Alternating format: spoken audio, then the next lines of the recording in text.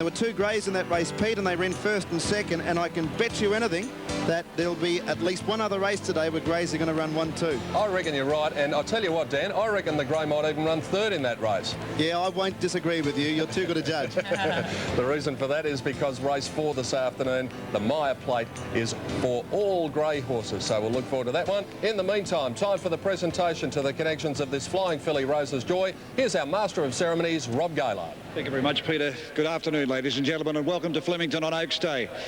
Representing the VRC, Mr. Keith Southwick, to make the presentation for the first on a wonderful day. Here, can I introduce to you Mr. Kurt Stern, who is the chairman of Neat and Trim Uniforms Proprietary Limited. Members of the committee, fellow racegoers, I'm delighted on behalf of my company, Neat and Trim Uniform, to open the bowling on today, Oaks Day. This is the 5th year that we have sponsored this race, and I hope we will be doing it for many more years. For those of you here today who don't yet know us, Neat and Trim is Australia's leading supplier of corporate wardrobe. In fact, Neat and Trim are proud to supply uniforms and corporate clothing to many of the corporations represented here. We are also very proud to be associated with the VRC during this wonderful carnival, and I think we're all very lucky today with the weather that we're having, and I hope everybody has a wonderful day. I am delighted to present the trophy to Mr. Colin Hayes, the father of the trainer Peter Hayes, who will accept the trophy on behalf of the owner, Mr. Peter Zorbos, who's not here today. Thank you very much. Well done to the connections of Rose's Joy in the Neat and Trim Stakes. Race 2 is the Moet and Chandon Stakes at 12:45. Look at that lovely filly. She's really alert and she's not really bothered by anything. As we take a look at the tote call for race 2, scratchings 1, 6 and 13. So we've got a field of 16 to run, and we might whiz through the panel with their selections. First of all, Jennifer. Well, I'm going with number 2, Shindig. I thought she was very unlucky on Saturday, and she choked down the start before, so she's had a few excuses. From number 3, On a Swing, and number 5, Akarana. Richard Friedman's put a hell of a lot of work into race 2. What's your tip, Rich? Well, if they put the graphic up, I could probably tell you. No. You've forgotten what you I tipped. can't remember what I tipped in this race. We'll have to wait for it, I think. All right, well, you can see Richard. that, you know, it's finally affecting him. He's been drinking the sponsor's product, Moet and Chandon. They say it destroys the brain cells, and Richard Friedman's living I proof. did these a while back. Let's see. He's proof. Oh, there you go. There you go. Shindig. So I don't have to tell you about it because Jen's already done it. Yeah, well, so did I. So what are you going for, Let's see. Well, I went for Skyrocket Peter. I know that she's a hard mare to catch, but I just thought today, barrier 10, Damien Oliver, she's going to have a nice run, and I thought she could beat On a Swing. I think On a Swing's going to need a lot of luck, Pete, from the wide barrier. All right, well, I've gone for Shindig as well, number 2 here in the second event on the card, and as we said, that's time to commence at 12:45, and there is this beautiful trophy for the Crown Oaks. Really is an elegant trophy going to the connections of one of those marvellous fillies this afternoon. I have the feeling, Rich, you might have one hand on the trophy a little bit later on. You've only won one of them, the Friedmans. What's happened there? You said I had my hand on something else. Now, you can't say that sort of thing. I'm going to have to send you off. You're going. Let's see. You go and hop on banjo. All right. And Jenny Chapman. I'll see you down the mounting road. Yes, and could you kill Richard while you're at it, please? I've got to get you there, though. There's plenty of girls to have a look at on the way through. I'll be down there very shortly and concentrating purely on the 4-legged animals today. Sandra Sully, if you believe that, you'll believe anything. Isn't that the truth, Peter? I know you too well. Yes, welcome everyone to the 10 Marquee, where we'll be stationed throughout the day. We are thoroughly enjoying this glorious weather that Melbourne is putting on for Oaks Day, and of course in the Marquee we'll have plenty of celebrities for you to meet. A reminder to all our viewers, we have the wonderful Star City competition coming up, where you can win a wonderful weekend away to Sydney's brand new casino, Star City. And it is only fitting this Oaks Day, Ladies' Day, that we will be meeting some of Australia's most successful women. So that should be a lot of fun. We're looking forward to meeting them. Well, as we go to the break, we have a little taste for our viewers around Australia and, of course, around the world of picturesque Victoria, the Grampians and the Great Ocean Road. We'll be back with more right after the break.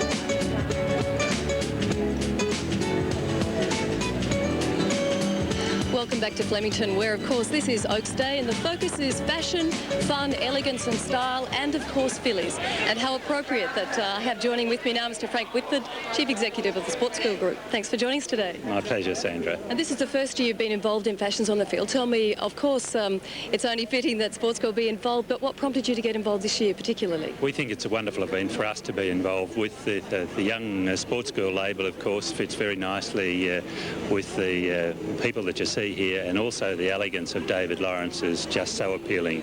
How important is it in terms of fashion generally for sales in the industry of Cup Carnival Week? Does it play a pretty vital role? Yes, we think it's very, very important. At the moment, of course, retail has been tough, but when you see the beautiful clothing here over the last 2 or 3 days, you can't but be impressed. OK, what about winners and punting today? Are you deciding not to, steer clear a little bit from work and have a bit of a bet? I've learnt over the years that you don't bring money to the Cup, but honestly, I think number 1 in race 5, Lady of Pines, it's wearing green and gold, and what better reason to back a horse? Well, we hope you do plenty of homework today. I'm sure there are some beautiful women about, dressed ever so elegantly, and I'm sure you'll be taking quite a deal of notice, and we might even see some of those fashions coming up in Sports Girl. We hope so. Thanks so much for joining us today, and enjoy the day. My pleasure, Sandra. Thank you for having me. Thanks, Frank. Tim Webster, I understand, is out and about as usual. Indeed, I have with me Sheikh Ahmed bin Sayed Al Maktoum. Your Highness, welcome. Thank you. Are you having a good time in Australia? Very much so. I enjoyed my 3 days here already. First Melbourne Cup? Very exciting, isn't it? Yeah, it's the first time. I always heard about it. It's a very well-known race worldwide, so I'm pleased really to be here and watch the race. The Emirates, of course, involved very much in sport, not just in horse racing. You've got golf and the Desert Classic, outboard racing. I mean, what's the catalyst for that? What's made you decide to get really involved in sport in the last few years? Actually, as you know, sport is a very well everybody's sport now worldwide. It's loved by most people. I mean, young, old, older people. So that's what actually made us decide. Even we always wanted to promote Dubai as an international capital of sport, and we really achieved that. I mean, we are very well known in the Middle East now to be the sport capital. So that's what made us go into sport. And the family, of course, very much involved in horse racing. The most amount of thoroughbred racehorses in the world. You've won 2 Melbourne Cups. That's still a passion, obviously. That's right, yes. Yeah. We've been involved. We have nearly among the family about nearly over 800 horses in training already worldwide. 800? That's right, yes. How do you keep a tab on all of that? Of course, through a teamwork, yeah. I mean, And very much too, just finally, you'd like to really bridge that gap between, if you like, the traditional past of the Emirates and an exciting future through tourism, and get Australians and Americans and everyone to come see you. Yeah, that's right. I mean, this is one of the reasons when we started as Emirates flying to Australia is to link up, to have the link between the Middle East or the Gulf region and Australia, because nobody, and we're trying to link that through maybe in the near future through a direct flight out of Australia or Melbourne to Dubai. Fantastic. Enjoy very much your stay, and I thank you for coming to talk to us today on which is a beautiful, beautiful day in Sydney, Melbourne. Thank you very much. Thanks very much. Sheikh Ahmed joining us, Sandra, and it is just absolutely magnificent out here. You'll come and join us shortly, I'm sure. I'm looking forward to it, Tim, and as we've just witnessed, the Cup Carnival is a carnival that attracts interest from all over the world, as you've just seen with the gentleman Tim was interviewing. Well, last Saturday in the Derby, the New Zealand brothers Paul and Michael Moroney absolutely triumphed, and one way or another, the Kiwis always seem to leave their mark. Australia's relationship with New Zealand racing stretches back even further than the arrival of a gangly red chestnut, who went on to carve his name into the history of both nations. Farlap may have been born and bred a New Zealander, but there's no doubt he gained Australian citizenship as he stormed his way through the Depression years in a glorious but ill-fated career. New Zealanders have been coming across the Tasman for our rich races ever since, sometimes as the respected enemy and sometimes as favourites. Despite the wariness of some punters, the 2 New Zealand winners in the last 20 years have been much loved and welcomed as honorary Australians. In 1988, the Melbourne Cup was won by Empire Rose, trained by laconic Laurie Laxon. Rosie was a big mare with a heart to match, and her size played a role in her reputation as one of the most popular Cup winners. The only other Cup winner from New Zealand in the last 20 years is also remembered as the greatest finisher. Kiwi's last to first burst endeared him to all Australians, and 1 year later he provided another much sadder chapter in Cup history. Kiwi was subject to rumours about his fitness, and a vet's examination proved the fears correct, even though his humble farmer trainer, Snowy Lupton, thought he was fine. There's no way he'd break down. It's not a damaged tendon or ligament. It's only a bruising of the back of the pastern. And my vet in New Zealand, Bill Stewart, assured me there was no way that he'd break down. His late scratching sent shockwaves around the track and helped Black Knight and Peter Cook on their way to glory. Yes, some wonderful images and memories there. Now, your chance for all our viewers in Australia to win a fabulous weekend away for two at the Star City Casino, Sydney's new casino. Here's Angela Bishop with the details. An exciting thing is happening in Sydney. I'm in the Lyric Theatre, just one part of the most amazing entertainment destination in Australia. Called Star City, it's set to open on November 26, and you could be here in Sydney to celebrate Star City's first weekend. Star City is giving away the ultimate prize. It includes a trip for two people to Star City to see Tom Jones live in concert on the 28th of November. You and a partner will be flying to Sydney business class and taken to Star City. You'll stay in the executive suite for 2 nights and enjoy dinner at Star City's exclusive restaurant, Astral. And just to make your stay even more memorable, you'll have $2,000 in cash to spend. There are also 4 weekends to be won at Star City and tickets to see Dean Perry's Steel City. All you need to do is call 1902 555 612 and answer this simple question. What's the name of Australia's most exciting entertainment destination? There you have it, all the details for a great prize there from Star City. And you can call all this week during 10's coverage of the Melbourne Cup Carnival, and we will be announcing the winners during Sports Tonight on Monday the 10th of November. Just a reminder, this competition is only open to viewers in Australia, so to all our friends overseas, make sure you make it to Melbourne next year and you too can win some fabulous prizes. Well, it's not that far away to the main race of the day, of course, the Crown Oaks. There's the countdown clock, exactly 2 hours, 11 minutes and 53 seconds. This is day 3 of what is a magnificent carnival in Melbourne. Make sure you stay with us. We'll have plenty more coming up right after the break here on Network 10.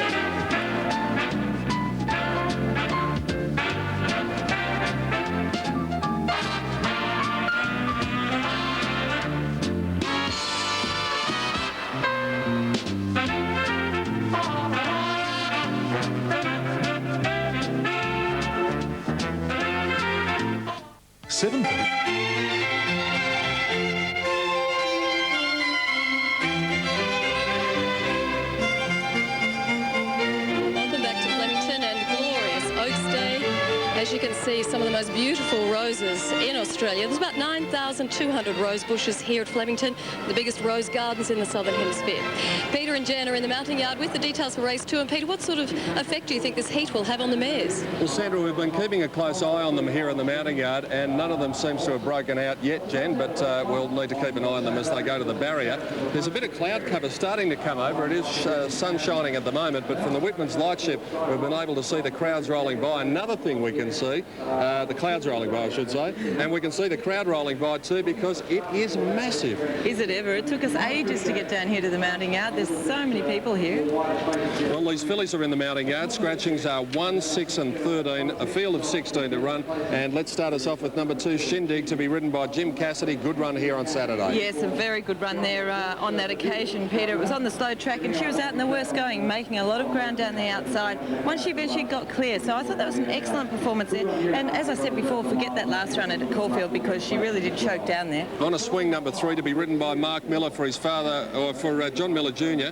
And this particular horse ran a pretty honest race, went second to Prairie the other day. It was a good effort. She box-seated on that occasion, and I thought she went to the line quite well, and I do think this is an easier race for her, so definitely one of the chances. Lee Friedman trains number 4, Skyrocket, with Damien Oliver in the saddle. Good win 4 starts ago here at Flemington. That was over the 1,400 metres, the same distance she'll tackle here today. I've left her there with a place chance in this. Number 5 is Akarana. George Simons, the trainer, and Brad Ruilla is the jockey here coming out of gate 12.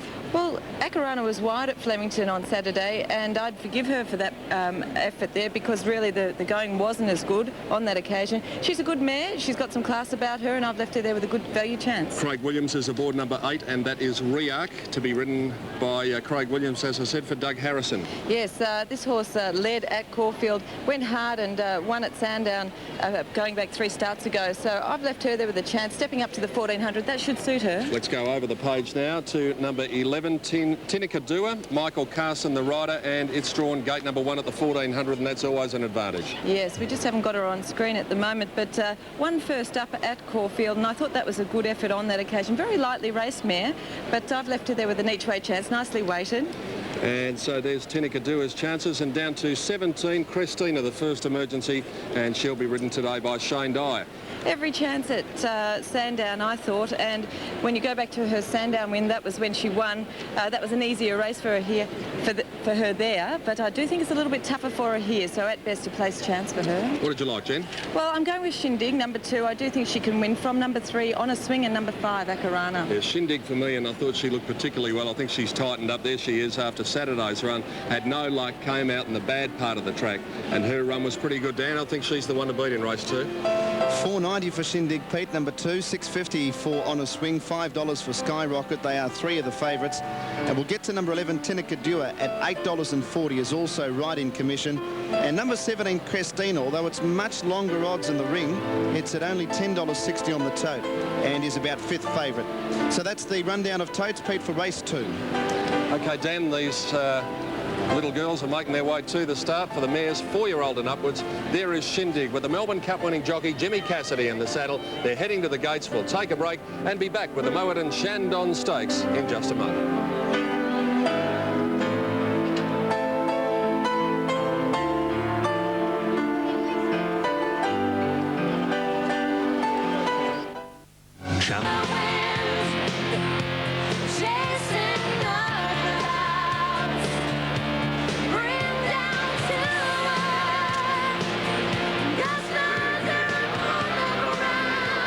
Scene from the far section of the course, the ladies in the hats, and a massive crowd here at Flemington for Crown Oaks Day 1997. They're starting to load the gates for the running of the Moet and Shandon Stakes, and I'm happy to say that my old pal Roy Higgins has joined me in the mounting yard. I don't know about any of these mares breaking out, Roy, but I think we have.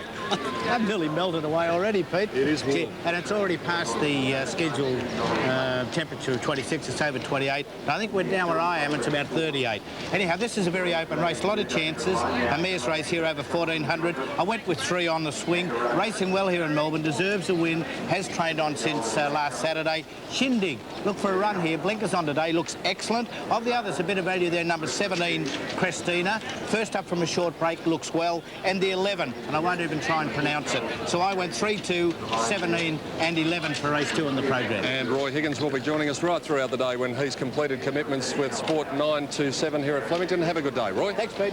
Well, they're getting set quickly. Dan Malicki and Gary Willits, what did you make of them? Well, I liked On the Swing. I thought it's done nothing wrong and its runs here. Drawn 16. There she is right on screen there. Last one to go in. But if she can have any luck and running, she'll be the one I have to beat, I think. And the mares are all locked away. Race 2 on Oaks Day 1997.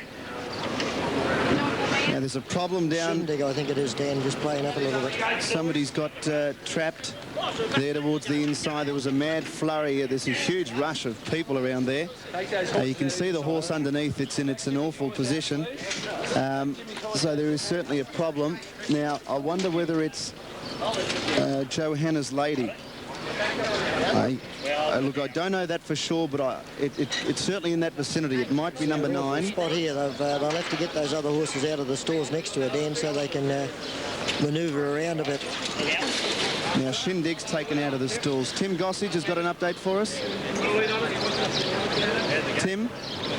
On a swing late. On a swing has been back, the West Australian mare, and at good each way odds, number 8 Rearc as well. And there's one on the tote at the moment, Cleopatra's Girl, $21 on the tote, much shorter in the bookmakers ring at good each way odds. Thanks, Tim. That it was Johanna's Lady, the horse that was in question there. Now, in this case, the horse would have to be vetted, Gary, because in case it's done some sort of damage, there's the vet on screen. Yes, they always have a good look at them, Dan, when I've done something in the stalls, because often something can happen to them and it doesn't show up right at that time. And of course, if they let them run, well, people just do their money, and it's, you know, I'm not sure what's going to happen here. It looks like they might be taking the saddle off her. That's number 9, Danny Nikolic, the jockey. Now, he was quite okay. He just saw the horse burying underneath the starting stalls, and he is taking the saddle off. Now, whether it's to take it off and should be a late scratching, it looks that way. I think she's going to be a late scratching. They don't like taking the risk, Dan. It's often in the old days they used to let them run, and then because the next day a muscle or something would be hurt, and it showed up the next day, and of course you've just done your money cold if you back them. Well, usually we get a warning siren that blasts the course, and here it comes now. So a late scratching, number 9, Johanna's Lady, taken out at the starting stall. She's done some damage, hopefully not too much, and it doesn't look too much, but enough to not make her 100% fit. The jockey's certainly okay.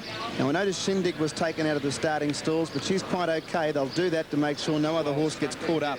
Yes, because when they get their legs underneath, they start kicking and thrashing round, and of course the horses next to them, it sets them off. Well, I better hand it to you, Dan. I think they're nearly ready. All set now. Johanna's Lady, a late scratching.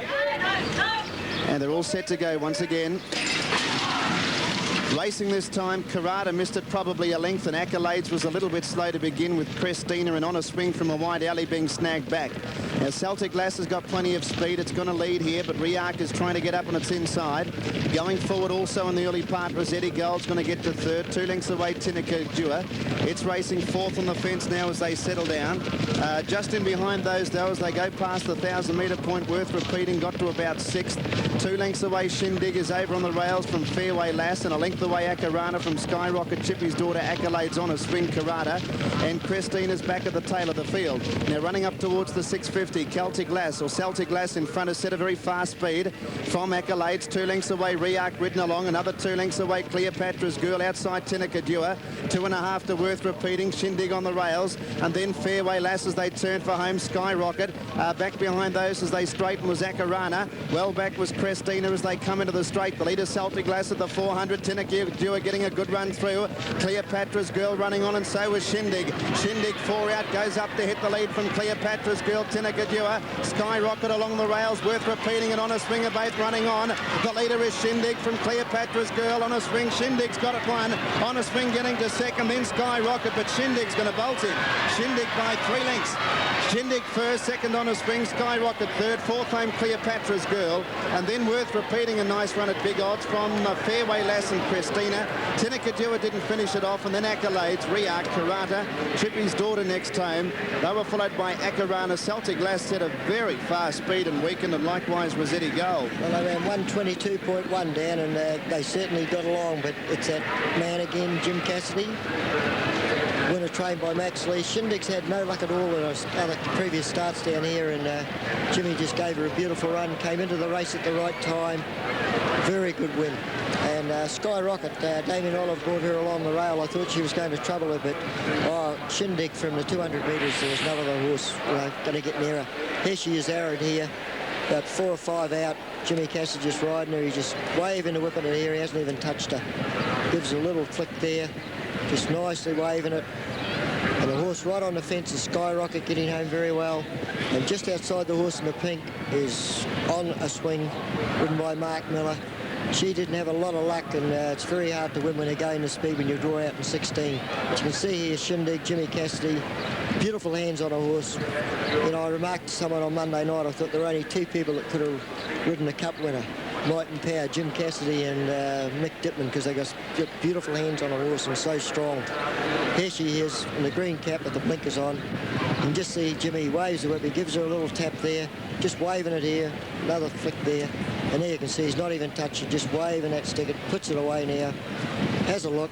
We've got you beaten, boys. And Just has another look over the right shoulder. There you see him just ride her hands and heels to the line. Very good win and a very good time. Yeah, they set a frantic speed up front. A lot of horses were under pressure even at the 600-metre mark, Gary. Such was the pace, or the hectic pace that was set up. It was going to suit horses off the speed. Shindig had them covered a long way out. Tinakadua had every chance. Yes, had a beautiful run on the fence. I actually thought, you know, when they straightened up, she'd be the one. But as soon as I looked out and just spotted Shindig coming along with Jimmy just sort of having a peep over each shoulder, I thought, well, that's got the money. And well, Jim's Skyrocket was the only one, I think, that looked like a challenge. Jim's fourth winner of the Carnival. He rode Dandelier on Saturday, a double on Cup Day, including the big one, and Shindig today. And the Sydney filly is successful. Peter Donegan, trackside. Thank you, Dan. Christian Lees is here for Dad Max, and well, I think you would have gone into that pretty confident, Christian, after the run on Saturday. Yeah, we were, Peter. We're just hoping that she'd back up all right from Saturday. It's the first time we've tried to back her up, and today she got all the breaks. She didn't have a lot of luck last start. She was out in the worst going, and she won well today. Nice patient ride today by Jimmy too. Was that the instructions? Yeah, it was. It was on his advice that we put the blinkers on today. We've had them on before, and we decided to put them back on her, and she just raced that little bit closer in the running, which probably did help. She's gone a tick over 122, so she's obviously pretty smart. Yeah, she is. She needs a few things in her favour because she gets back off the speed and she's got to have all the right brakes, but she'll win a good race one day for sure. Will you keep her going now or put her away for the autumn? Probably put her away and head her for something like the Coolmore Classic. It's a good race for her. Well done, Christian. Thank you. Christian Lees, deputising for Father Max Lees, and a most impressive victory by this horse Shindig. We spoke to Jimmy Cassidy earlier today, and he's carried on the Melbourne Cup winning form by winning here on Shindig in the second, the Moet and Shandon Stakes. We'll take a break and return to Flemington with the correct weight signal and the dividends on race 2 on Crown Oaks Day.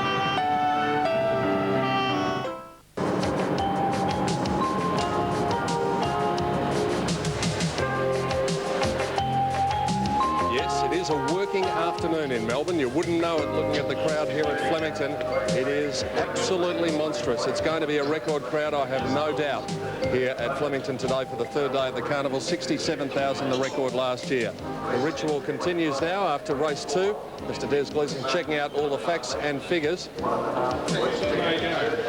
And the weight is right. The warning siren did sound here, but that was to do with the late scratching of that horse Joanna's Lady at the barrier. So number 9, a late scratching there at the barrier. And the winner was Shindig, and with correct weight, Dan, I think those who back Shindig are in for a pleasant surprise. $5 even for the win, Pete, and $2 the place. Number 3, On a Swing, $1.90, and 4, Skyrocket, $2.10. They were the top 3 in the market on the tote. Quinella, $11.60, the trifecta, $76.80, and the running double returns $16.20. The margins there, 2.5 lengths by 1.5. Fourth in Cleopatra's Girl, fifth in Worth Repeating, and the time was 1:22.1. Dan Malicki with the dividends on race 2, after which they're ready for the presentation. Here's Rob Gaylord. Ladies and gentlemen, presentations for the Moet and Shandon, and Mr. R.M. Charlton AM representing the VRC here at these presentations. But to begin our presentations, can I welcome Miss Alison Wall, Senior Brand Manager of Moet Shandon. Thank you. Ladies and gentlemen, it gives me great pleasure to be here today on behalf of Moet and Shandon to present the winner of the Moet and Shandon 1400. Moet and Shandon and the races have had